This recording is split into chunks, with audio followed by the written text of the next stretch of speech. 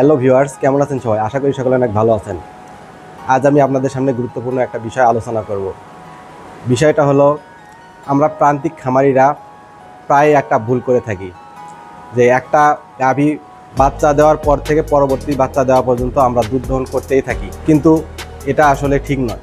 গাভীকে অন্তত একটা dry period দেওয়া উচিত। কেন ড্রাই পিরিয়ড দেওয়া উচিত বা বিশ্রামের সময় দেওয়া উচিত, সেই বিষয়ে আজকে আমি আপনাদের সামনে আলোচনা করব।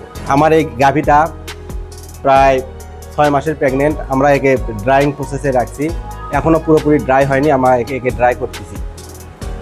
ড্রাই করা কেন প্রয়োজন? আমরা টানা 10 থেকে 11 মাস দুধ নেওয়ার ফলে গাভীর ওলান বা বাটের টিস্যুগুলো ড্যামেজ হয়ে যায়। ড্রাই পিরিয়ডে রাখলে গাভীর ওলান ও বাটের টিস্যুগুলো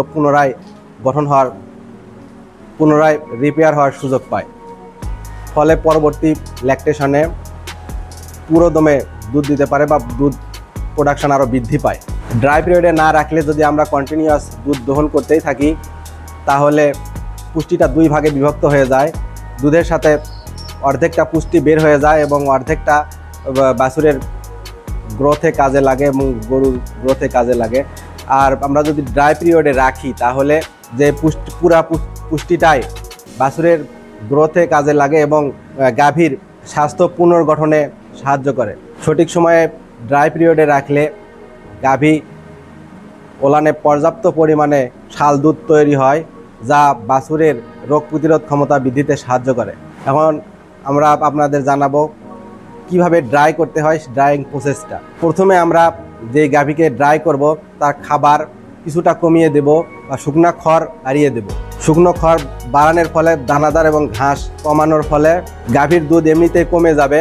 প্রথমে আমরা 2 বার দহন করার জায়গায় 1 বার দহন করব এবং কিছুদিন পর, প্রায় 1 সপ্তাহ 1 বার করে দহন করার পর আমরা খাবার আরও কিছুটা কমিয়ে দেব এবং 1 বারের জায়গায় 1 দিন পর পর দহন করব। 1 দিন পর পর দহন করতে করতে দুধ এমনিতেই উঠে যাবে। আমাদের এটা মনে রাখতে হবে, 2 বা 3 মাসের ড্রাই পিরিয়ড মানেই আগামী 1 বছরের নিশ্চিত লাভ।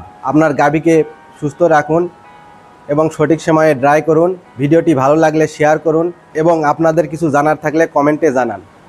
আল্লাহ হাফেজ।